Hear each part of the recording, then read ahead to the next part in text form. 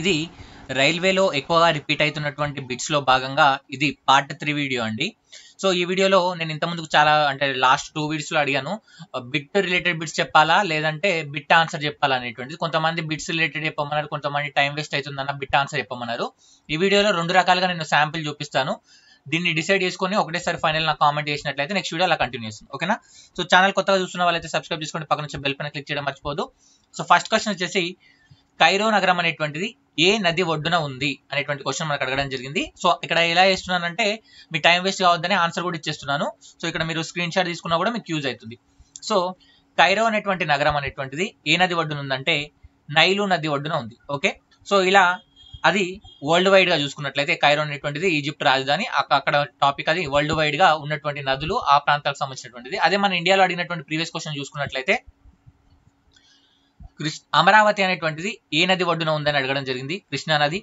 న్యూఢిల్లీ అనేటువంటిది ఏ నది ఒడ్డున ఉంది అని అడగడం జరిగింది, యమునా నది. శ్రీనగర్ అనేటువంటిది ఏ నగరం ఒడ్డున ఉంది అని అడిగారు, జీలం నది ఒడ్డున ఉంది. కోల్కతా అనేటువంటిది ఏ నగరం ఒడ్డున ఉంది అని అడిగారు, హుగ్లీ నది. బద్రీనాథ్ అనేటువంటిది ఏ నది ఒడ్డున ఉంది అని అడిగారు, అలకనంద. వారణాసి అనేటువంటిది ఏ నగరం ఒడ్డున ఉంది అని అడగడం జరిగింది, గంగా నది. అయోధ్య అనేటువంటిది ఏ నగరం ఒడ్డున ఉంది అని అడగడం జరిగింది, సరయూ నది. ఓకే, ఇవన్నీ కూడా ప్రీవియస్ లో అడిగిన క్వశ్చన్సే అండి. నేను మళ్ళీ దాన్ని క్వశ్చన్ ఆన్సర్ క్వశ్చన్ ఆప్షన్స్ ఇవ్వకుండా మీకు ఒకటే టేబుల్లో ఇచ్చేస్తున్నా. ఓకేనా? సో అమరావతి కృష్ణా నది, న్యూఢిల్లీ యమునా నది, శ్రీనగర్ జీలం నది, కోల్కతా హుగ్లీ నది, బద్రీనాథ్ అలకనంద, వారణాసి గంగా నది, అయోధ్య సరయూ నది. హైదరాబాద్ అనేటువంటిది ఏ నది ఒడ్డున ఉంది నాకు కామెంట్ బాక్స్ లో తెలపండి. Okay, next question. తేనె ఉత్పత్తికి సంబంధించినటువంటి విప్లవం ఏమిటి అని అడగడం జరిగింది. సో రైట్ ఆన్సర్ స్వర్ణ విప్లవం. తేనె ఉత్పత్తిని పెంచడం కొరకు తీసుకొచ్చినటువంటి విప్లవం గోల్డెన్ రెవల్యూషన్. మనం ఉన్నటువంటి ఆప్షన్ లో బెస్ట్ దాన్ని మనం చూస్ చేసుకోవాల్సి ఉంటుంది కాబట్టి ఆప్షన్ బి అనేటువంటిది రైట్ ఆన్సర్. సో పసుపు విప్లవం అంటే ఎల్లో రెవల్యూషన్ దేనికి సంబంధించినటువంటి అంటే నూనె గింజల ఉత్పత్తికి సంబంధించినటువంటి నూనె గింజలు. నెక్స్ట్ శ్వేత విప్లవం, దీన్ని ఆపరేషన్ ఫ్లడ్ అని కూడా అంటారు. శ్వేత విప్లవం దేనికి సంబంధించినటువంటిది అంటే మనకు వైట్ రెవల్యూషన్ దేనికి సంబంధించినటువంటిది అంటే పాల ఉత్పత్తికి సంబంధించినటువంటిది. హరిత విప్లవం దేనికి సంబంధించినటువంటిది అని ప్రీవియస్ లో అడిగారు, అది ఆహార ధాన్యాల పెంపుదల కొరకు. సో ముఖ్యంగా గోధుమ అనేటువంటిది మొదటిసారిగా దీనిని ప్రయోగంగా ఉపయోగించడం జరిగింది. గోధుమ ఉత్పత్తిని హరిత విప్లవంలో భాగంగా ఎక్కువ ఇంపోర్ట్ అంటే దాని ప్రొడక్షన్ అనేటువంటి చేయడం జరిగింది. నెక్స్ట్ రౌండ్ విప్లవం అనేటువంటిది దేనికి సంబంధించినటువంటిది అంటే బంగాళదుంప. బ్రౌన్ రెవల్యూషన్ అనేటువంటిది లెదర్ లేదా కోకోకు సంబంధించినటువంటి. కోకో అనేటువంటిది కాఫీ పదార్థము. లెదర్ అంటే మీకు తెలుసు కదా, చర్మంతో కూడినటువంటి బెల్టులు ఇలాంటివి ఉంటాయి కదా, ఆ లెదర్ పరిశ్రమకు సంబంధించినటువంటిది. సో బ్రౌన్ అన్నప్పుడు మనము కోకో లేదా లెదర్ అనేటువంటిదో ఏది ఉంటే ఆప్షన్ దాన్ని మనం చూస్ చేసుకోవాల్సి ఉంటుంది. ఓకే, నెక్స్ట్ బ్లాక్ రెవల్యూషన్ అనేటువంటిది మనకు పెట్రోలియం ఉత్పత్తుల పెంపుదల కొరకు తీసుకొచ్చినటువంటి స్కీమ్స్ గురించి ఉండేటువంటిది. బ్లూ రెవల్యూషన్ అనేటువంటిది చేపల ఉత్పత్తి పెంచడం కొరకు తీసుకొచ్చినటువంటి ఒక సాధనం అనమాట. ఓకే, సో ఇవి మనకు ఏవి రెవల్యూషన్ దేని ఉత్పత్తి పెంచడం కొరకు తీసుకొచ్చారని అడిగారు. ఇవన్నీ కూడా ప్రీవియస్ లో అడిగిన క్వశ్చన్స్ అన్ని ఒక దగ్గర జమ చేశాను. ఓకే, నెక్స్ట్ ఏ సంవత్సరంలో ప్లాసీ యుద్ధం జరిగింది? సో రైట్ ఆన్సర్ వచ్చేసి 1757లో జరగడం జరిగిందండి. చాలా చాలా ఇంపార్టెంట్. ప్లాసీ యుద్ధం జూన్ 23, 1757వ తారీఖున జరగడం జరిగింది. సో ఇక్కడ రాబర్ట్ క్లైవ్ నేతృత్వంలోని బ్రిటిష్ ఈస్ట్ ఇండియా కంపెనీకి మరియు బెంగాల్ యొక్క చివరి నవాబ్ అయినటువంటి సిరాజుద్దౌలాకి ఇక్కడ యుద్ధం అనేటువంటి జరగడం జరిగింది. దీంట్లో బ్రిటిష్ ఈస్ట్ ఇండియా కంపెనీ అనేటువంటిది విజయం సాధించడం జరిగింది. దీని ద్వారానే మనకు భారతదేశంలో బ్రిటిష్ సామ్రాజ్య స్థాపన అనేటువంటిది స్టార్ట్ అవ్వడం జరిగింది. ఇక్కడ క్వశ్చన్ ఎలా అడిగారంటే ప్లాసీ యుద్ధం ఎక్కడ జరిగింది అనేటువంటి క్వశ్చన్ ఈ విధంగా అడిగారు. 1757లో జరిగినటువంటి యుద్ధం ఏది అని అడగడం జరిగింది. బ్రిటిష్ సామ్రాజ్య స్థాపనకు కారణమైనటువంటి యుద్ధం ఏమిటి అనేటువంటి ఇది అడగడం జరిగింది, ప్లాసీ యుద్ధము. ఓకేనా? ప్లాసీ యుద్ధం ఏ రోజున జరిగింది అంటే డేటుతో సహా జూన్ 23, 1757 అనేటువంటిది కూడా ఎగ్జామ్ లో అడగడం జరిగింది. ఇలా ఒకటే క్వశ్చన్ 4 రకాలుగా వేరే వేరే షిఫ్ట్ లో అడిగారు కాబట్టి ఒకసారి దీనికి గుర్తుంచుకోండి. నెక్స్ట్ క్వశ్చన్ చూసే ముందు ఆల్రెడీ నేను చెప్పాను ఎగ్జామ్ లో నాలెడ్జ్ తో పాటు ప్రాక్టీస్ కూడా ఇంపార్టెంట్ అండి. తెలియని వాళ్ళ కొరకు ఒకసారి రిపీట్ చేస్తున్నాను. మన యాప్ డిస్క్రిప్షన్ ఉంటుంది. సతీష్ ఎడ్యుటెక్ అనే యాప్ సెర్చ్ చేసినట్లయితే మీరు డౌన్లోడ్ చేసుకున్నట్లయితే అక్కడ ఒక ఫ్రీ టెస్ట్ ఉంటుంది, గ్రూప్ డిజైన్ రాయండి. దాంతో పాటుగా 25 టెస్ట్లను 79 రూపీస్ కి ఇవ్వడం జరుగుతుంది. అదేవిధంగా గ్రూప్ డి లెవెల్ 1 మొత్తం మెటీరియల్ కోర్స్ అనేటువంటిది 399 కి ఇవ్వడం జరుగుతుంది. ఇంట్రెస్ట్ ఉన్న వాళ్ళు యాప్ డౌన్లోడ్ చేసుకోండి. తప్పనిసరిగా ప్రాక్టీస్ చేయాలి సార్. మళ్ళీ చెప్తున్నాను, ప్రాక్టీస్ ఎందుకొరకంటే ఎగ్జామ్ వరకు మీరు 1000 మిస్టేకులు చేసి అదే 1000 మిస్టేకులలో కనీసం ఒక 10 క్వశ్చన్లు మీకు ఎగ్జామ్లో వచ్చినా ఆ 10 క్వశ్చన్లు మీరు తప్పు చేయకుండా వచ్చారంటే అది పెద్ద విజయం మీకు. ఓకేనా? సో ఎగ్జామ్ వరకు వీలైనన్ని మిస్టేక్స్ చేయండి. ఆ మిస్టేక్ నుంచి మీరు నేర్చుకోవాలి. అప్పుడే ఆ మిస్టేక్ విలువ. ఓకేనా? సో కంపల్సరీగా మీరు ప్రాక్టీస్ చేస్తారని ఆశిస్తున్నాను. మన దగ్గరే కాదు, మీకు నచ్చిన దగ్గర టెస్ట్ సిరీస్ తీసుకోండి, రాయండి. రాస్తే ఏమవుతుందంటే క్వాలిటీ మీకు తెలుస్తుంది. మనమైతే ప్రీవియస్ బేస్డ్ ఆధారంగా పేపర్స్ ఇచ్చాం కాబట్టి ఒక అండర్స్టాండింగ్ కూడా మీకు వస్తుంది. అండ్ కొన్ని పేపర్స్ డిఫికల్ట్గా కూడా ఇచ్చాను గ్రూప్ డి కన్నా ఎక్కువగా. ఎందుకంటే మీకు ఆ టైం మేనేజ్మెంట్ ప్రెషర్ తెలియాలి సార్. ఒక 5 క్వశ్చన్లు వరుసగా రాకపోయినా మీరు ప్యానిక్ కావద్దు. ఎందుకంటే మీ సబ్జెక్ట్ పైన మీకు అంత నమ్మకం ఉండాలి. నాకే రావట్లేదంటే ఎవరికి రావు అన్నట్టు ఒక మెంటాలిటీ ఉండాలి. అలా అని చెప్పి ఈగో తీసుకొని ఎవరికి రాదనేటువంటి మనం సర్ది చెప్పుకోవడం కాదు. మంచి సబ్జెక్ట్ ప్రిపేర్ అయిపోయినప్పుడు మీకు ఆ కాన్ఫిడెన్స్ అలా ఉంటుంది. ఒక 5 క్వశ్చన్లు రాకుండా మీరు కుంగిపోకుండా పాజిటివ్ ఇంటెంట్ తో ముందుకు వెళ్ళాలన్నమాట. ఓకేనా? సో నెక్స్ట్ క్వశ్చన్ చూసుకున్నట్లయితే, ఏ పంచవర్ష ప్రణాళికలో పేదరిక నిర్మూలన అంశాన్ని మొదటిసారి ప్రధాన లక్ష్యంగా చేర్చారు? రైట్ ఆన్సర్ 5వ పంచవర్ష ప్రణాళిక. 5వ పంచవర్ష ప్రణాళికలో ప్రధాన లక్ష్యాలలో, అంటే చాలా లక్ష్యాలు ఉంటాయి, దాంట్లో ప్రధాన లక్ష్యం ఒకటి ఏంటంటే పేదరికాన్ని నిర్మూలించడం, అదేవిధంగా స్వావలంబన సాధించడం, అంటే మనము అభివృద్ధి చెందడం అనేటువంటి 2 అంశాలతో 5వ పంచవర్ష ప్రణాళిక రావడం జరిగింది.